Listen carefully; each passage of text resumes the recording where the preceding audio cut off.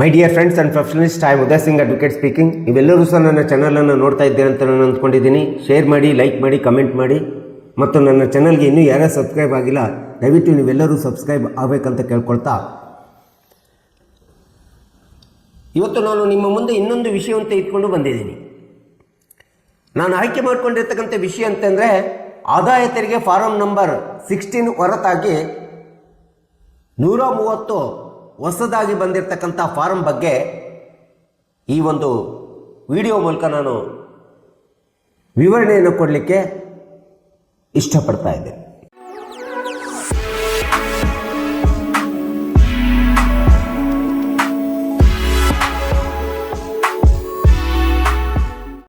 ಸಹಜವಾಗಿ ಏಪ್ರಿಲ್ ತಿಂಗಳು ಬಂತು ಅಂತಂದರೆ ನಾವೆಲ್ಲರೂ ಸಹ ಆದಾಯ ತೆರಿಗೆಯನ್ನು ರಿಟರ್ನ್ ಫೈಲ್ ಮಾಡಲಿಕ್ಕೆ ಹೋಗ್ತೀವಿ. ಆ ಒಂದು ಸಂದರ್ಭದಲ್ಲಿ ರಿಟರ್ನ್ ಫೈಲ್ ಮಾಡಲಿಕ್ಕೆ ಹೋದಂಥ ಸಂದರ್ಭದಲ್ಲಿ ಫಾರ್ಮ್ ನಂಬರ್ 16 ಪಡ್ಕೊಳ್ಳಿಕ್ಕೆ ನಾವೆಲ್ಲರೂ ಕಾತುರರಾಗಿರ್ತೀವಿ. ಇದು ಸಹಜವಾಗಿ ನಿಮಗೆಲ್ಲರಿಗೂ ಗೊತ್ತಿದೆ. ಆದರೆ ಈ ರೀತಿ ಫಾರ್ಮ್ ನಂಬರ್ 16 ಈ ವರ್ಷದಿಂದ ಒಂದು ವೇಳೆ ಫಾರ್ಮ್ ನಂಬರ್ 16 ಎಂಪ್ಲಾಯರ್ ಕೊಡಬೇಕು, ಕಂಪನಿಗಳು ಕೊಡಬೇಕು ಎಂಬತಕ್ಕಂಥ ಆ ಫಾರ್ಮ್ ನಂಬರ್ 16ಗೋಸ್ಕರ ಕಾಯುವಂಥ ಅವಶ್ಯಕತೆ ಇಲ್ಲ. ಯಾಕಂದರೆ ಫಾರ್ಮ್ ನಂಬರ್ 16 ಬದಲಾಗಿ 2026 ಮತ್ತು 27ನೇ ಈ ಒಂದು ಏಪ್ರಿಲ್ ತಿಂಗಳಿಂದ ಅದಕ್ಕೆ ಪೂರ್ವಕವಾಗಿ ಇನ್ನೊಂದು ಫಾರ್ಮ್ 130 ಫಾರಮನ್ನು ಪರಿಚಯಿಸಿರ್ತಕ್ಕಂಥದ್ದು ನಾವು ನೋಡ್ತಾ ಇದ್ದೀವಿ. ಒಂದು ವೇಳೆ ಎಂಪ್ಲಾಯರ್ಗಳು ಉದ್ಯೋಗದಾತರು ಎಂಪ್ಲಾಯೀಸ್ಗಳಿಗೆ, ಉದ್ಯೋಗಿಗಳಿಗೆ, ನೌಕರಸ್ಥರಿಗೆ ಇಂಥ ಒಂದು ಫಾರ್ಮ್ ನಂಬರ್ 16 ಕೊಡದೇ ಇದ್ದರೂ ಸಹ ಅದಕ್ಕೋಸ್ಕರ ಕಾಯದೆ ನಿಮ್ಮ ಸಮಯವನ್ನು ವೇಸ್ಟ್ ಮಾಡದೆ ಅದಕ್ಕೆ ಪೂರಕವಾಗಿ ಬದಲಾಗಿ ಬಂದಿರತಕ್ಕಂಥ 130 ಫಾರಮನ್ನು ಬಳಸಿಕೊಳ್ಳತಕ್ಕಂಥದ್ದು ತುಂಬ ಅವಶ್ಯಕತೆ ಅಂತೇಳಿ ಹೇಳಬೇಕಾಗುತ್ತೆ ಇನ್ಕಮ್ ಟ್ಯಾಕ್ಸ್ ಹೋಲ್ಡರ್ಸ್.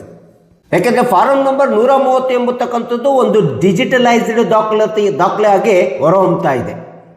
ಈ ಒಂದು ಫಾರಮ್ ನಂಬರ್ 130 ಎಂಬತಕ್ಕಂಥದ್ದು ನಿಮ್ಮ ಟ್ಯಾಕ್ಸ್, ಇನ್ಕಮ್ ಟ್ಯಾಕ್ಸ್ ಮತ್ತು ನಿಮ್ಮ ಇನ್ಕಮ್ ಬಗ್ಗೆ ಸಂಪೂರ್ಣವಾದಂಥ, ನಿಮ್ಮ ಆದಾಯ ಮತ್ತು ತೆರಿಗೆಗಳ ಬಗ್ಗೆ ಸಂಪೂರ್ಣವಾದಂಥ ವಿವರಗಳನ್ನು ಸಿಸ್ಟಮ್ ಆಧಾರಿತವಾಗಿ ಕೊಡ್ತಕ್ಕಂಥ ಒಂದು ಫಾರಂ ಇದಾಗಿದೆ. 2026ರಿಂದ ಫಾರ್ಮ್ ನಂಬರ್ 16 ಸ್ಥಾನವನ್ನು ಫಾರಂ 130 ತೆಗೆದುಕೊಳ್ಳತಕ್ಕಂಥದ್ದು ನಾವು ನೋಡ್ತಾ ಇದ್ದೀವಿ. ಇದು ನೀವು ಏನು TDS ಫಾರ್ಮ್ ಅಂತೇಳಿ ಪಡ್ಕೊಳ್ತಿದ್ರೆ ಅದೇ ರೀತಿಯಾದಂಥ TDSನ ಪ್ರಮಾಣ ಪತ್ರ ಅಂತೇಳಿ ಸಮಾನವಾಗಿ ಫಾರ್ಮ್ ನಂಬರ್ 130 ಹೊರಹೊಮ್ತಾ ಇದೆ. ಆದರೆ ಒಂದು ವಿಷಯ ಗೊತ್ತಿರಬೇಕು, ಫಾರ್ಮ್ ನಂಬರ್ 16ಗಿಂತ ತುಂಬ ವಿವರವಾದಂಥ ಮಾಹಿತಿಯನ್ನು ಹೊಂದಿರುವಂಥ ಕೊಡುವಂಥ ಫಾರಮ್ ಅಂತಂದರೆ 130 ಡಿಜಿಟಲೈಸ್ಡ್ ಡಾಕ್ಯುಮೆಂಟ್ಸ್ ಅಂತೇಳಿ ನಾವು ಹೇಳ್ಬೋದು ಇನ್ಕಮ್ ಟ್ಯಾಕ್ಸಿಗೆ ಸಂಬಂಧಪಟ್ಟಂತೆ. ಈ ರೀತಿ ಹೊಸದಾಗಿ ಬಂದಿರತಕ್ಕಂಥ ಫಾರ್ಮ್ ನಂಬರ್ 130 3 ಭಾಗಗಳಾಗಿ ವಿಂಗಡಿಸಲಾಗಿದೆ. ಒಬ್ಬ ಎಂಪ್ಲಾಯ್ನ ಮಾಹಿತಿ, ಇನ್ಕಮ್ ಟ್ಯಾಕ್ಸಿನ ಮಾಹಿತಿಯನ್ನು ಪಡ್ಕೋಬೇಕಾದ್ರೆ ಇದನ್ನು 3 ಭಾಗಗಳಾಗಿ ವಿವರವನ್ನು ಕೊಡ್ತಕ್ಕಂಥ ಒಂದು ಫಾರಂ ಇದಾಗಿದೆ. ಮೊಟ್ಟ ಮೊದಲನೇ ಭಾಗದಲ್ಲಿ ಎಂಪ್ಲಾಯರ್ ಮತ್ತು ಎಂಪ್ಲಾಯೀಸ್ ಅವರ ಸ್ಯಾಲ್ರಿ ಬಗ್ಗೆ ಸಂಪೂರ್ಣವಾದಂಥ ಡೀಟೇಲ್ಸನ್ನು, ವಿವರವನ್ನು ಕೊಡ್ತಕ್ಕಂಥ ಭಾಗ ಮೊದಲನೇ ಭಾಗವಾಗಿರ್ತದೆ. ಎರಡನೇ ಭಾಗ ಅಂತಂದರೆ ಸಂಬಳ ಮತ್ತು ಎಷ್ಟು ಹಣ ಕಡಿತಗೊಳ್ಳಬೇಕು ಒಬ್ಬ ಎಂಪ್ಲಾಯೀಸ್ ಎಂಬತಕ್ಕಂಥ ಸಂಪೂರ್ಣವಾದಂಥ ಸಾರಾಂಶ ವಿವರಣೆಯನ್ನು ಎರಡನೇ ಭಾಗದಲ್ಲಿ ಕೊಡ್ತಾ ಇದೆ. ಇನ್ನು ಮೂರನೇ ಭಾಗದಲ್ಲಿ ಒಬ್ಬ ಎಂಪ್ಲಾಯೀಸ್ನ ತೆರಿಗೆ ಆದಾಯ ಹೇಗೆ ಒಳಪಡಬೇಕು, ಹೇಗೆ ಲೆಕ್ಕ ಹಾಕಬೇಕು ಎಂಬುದರ ಬಗ್ಗೆ ವಿವರಣೆ ಕೊಡ್ತದೆ. ಮತ್ತು ತೆರಿಗೆಗೆ ಒಳಪಡುವಂಥ, ಆದಾಯ ತೆರಿಗೆಗೆ ಒಳಪಡುವಂಥ ಸೂಕ್ಷ್ಮವಾದಂಥ ಒಬ್ಬ ಎಂಪ್ಲಾಯೀಸ್ನ ವಿವರಗಳೇನು, ಅಂಶಗಳೇನು ಎಂಬುದರ ಬಗ್ಗೆ ಸ್ಪಷ್ಟವಾಗಿ ಫಾರ್ಮ್ ನಂಬರ್ 130 3ನೇ ಭಾಗದಲ್ಲಿ ನಾವು ಕಂಡುಕೊಳ್ಳಿಕ್ಕಾಗ್ತಾ ಇದೆ. ಒಬ್ಬ ಎಂಪ್ಲಾಯೀಸ್ನ ಸೂಕ್ಷ್ಮ ವಿವರಗಳಂದ್ರೆ ಏನಂತೇಳಿ ಬಂದಾಗ, ಒಬ್ಬ ಎಂಪ್ಲಾಯಿಗಿರ್ತಕ್ಕಂಥ ಒಬ್ಬ ಎಂಪ್ಲಾಯೀಸ್ನ ಸಂಬಳದ ಬಗ್ಗೆ ವಿವರಣೆ ಇರ್ಬೋದು, ಅವನು ತೆರಿಗೆಯಲ್ಲಿ ವಿನಾಯಿತಿ ಕೇಳತಕ್ಕಂಥ ವಿವರಣೆಗಳಿರ್ಬೋದು, ಮತ್ತು ಆದಾಯ ತೆರಿಗೆ ಎಷ್ಟು ಕಡಿತಗೊಳ್ಳಬೇಕೆಂಬತಕ್ಕಂಥದ್ರ ವಿವರಣೆ ಇರ್ಬೋದು, ಒಟ್ಟು ತೆರಿಗೆ ವಿಧಿಸಬಹುದಾದಂಥ ಆದಾಯ ಎಷ್ಟಿರ್ತದೆ ಮತ್ತು ಎಷ್ಟು ತೆರಿಗೆಯನ್ನು ವಿಧಿಸಬಹುದು ಎಂಬತಕ್ಕಂಥದ್ರ ಬಗ್ಗೆ ಸಂಪೂರ್ಣ ವಿವರಣೆಯನ್ನು 130 ಫಾರ್ಮ್ನ 3ನೇ ಭಾಗದಲ್ಲಿ ನಾವು ನೋಡ್ತಾ ಇದ್ದೀವಿ. ಈ ಎಲ್ಲ ವಿವರಗಳನ್ನು ಕೊಡುವುದರ ಬಗ್ಗೆ ಒಬ್ಬ ಎಂಪ್ಲಾಯೀಸ್ ಬಗ್ಗೆ ಈ ಒಂದು ಫಾರಮ್ಮು ನಿಮ್ಮ TDS ಮತ್ತು TCS ಬಗ್ಗೆಯೂ ಸಹ ಸಂಪೂರ್ಣವಾದಂಥ ವಿವರಗಳನ್ನು ಕೊಡುವಂಥ ಫಾರ್ಮ್ 130 ಆಗಿದೆ. ಅದು ವಿಶೇಷವಾಗಿ ಥರ್ಡ್ ಪಾರ್ಟ್ನಲ್ಲಿ.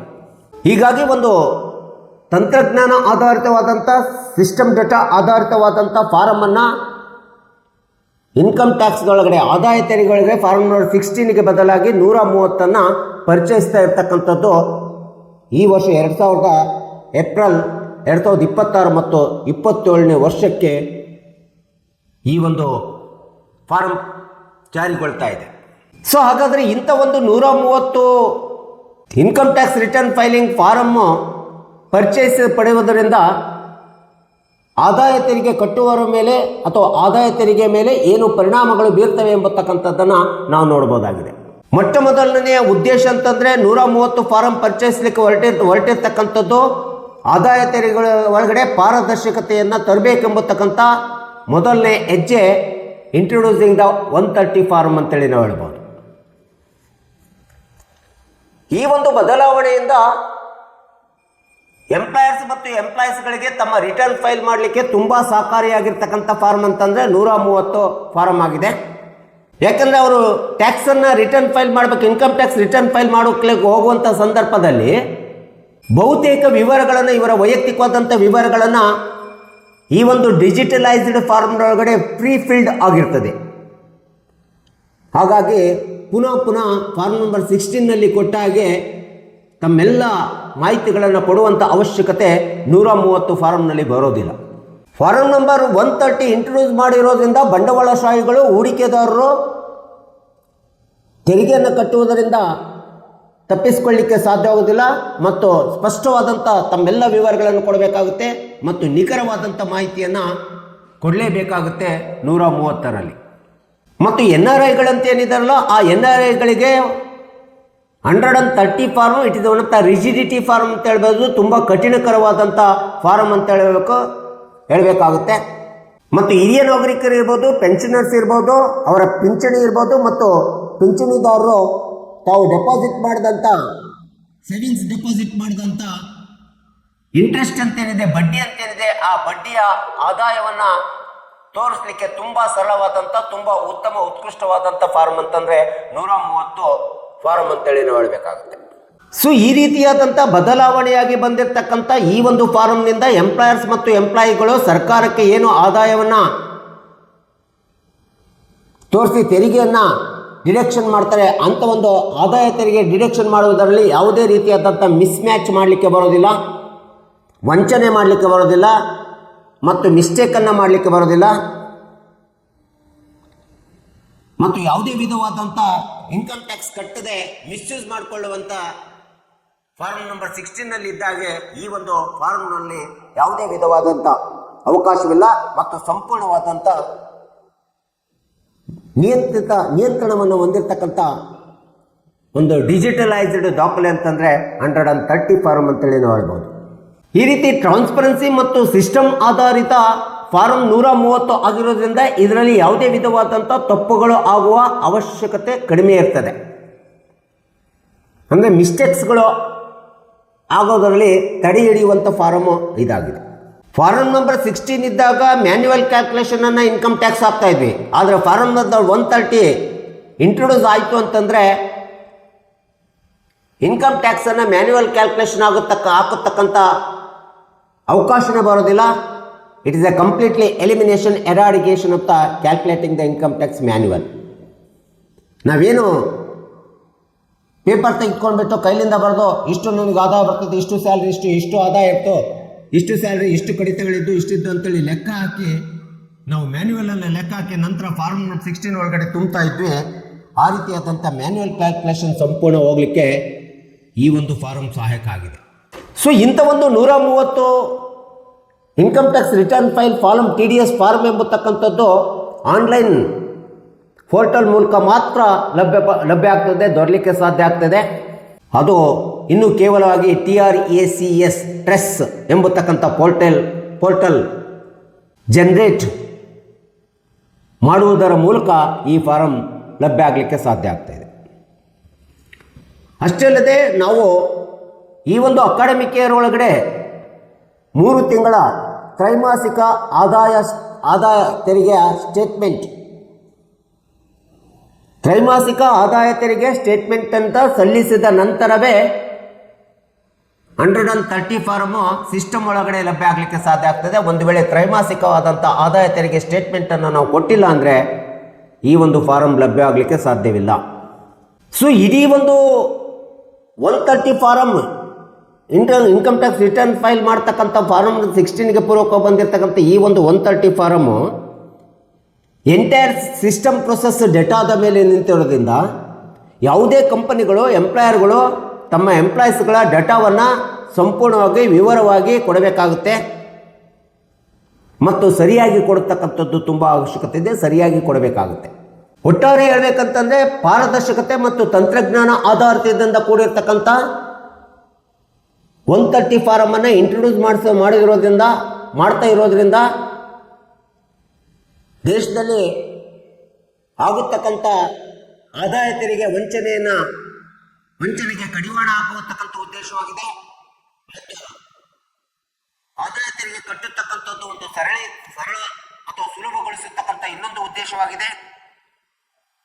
ಮತ್ತು ಆದಾಯ ತೆರಿಗೆ ಕಟ್ಟುವುದರಲ್ಲಿ ಯಾವುದೇ ವಿಧವಾದಂಥ ಮಿಸ್ಟೇಕ್ ಇರ್ಬೋದು, ಮಿಸ್ಯೂಸ್ ಇರ್ಬೋದು, ಅಥವಾ ವಂಚನೆ ಮಾಡ್ತಕ್ಕಂಥದ್ದು ಇರ್ಬೋದು, ಅಥವಾ ಮಿಸ್ಮ್ಯಾಚ್ ಮಾಡ್ತಕ್ಕಂಥದ್ದು ಇರ್ಬೋದು, ಇವೆಲ್ಲವುಗಳನ್ನು ತಡೆಗಟ್ಟಬೇಕು. ಇವೆಲ್ಲವುಗಳಿಗೆ ಕಡಿವಾಣ ಹಾಕಬೇಕು. ದೇಶಕ್ಕೆ ಆರ್ಥಿಕತೆಯ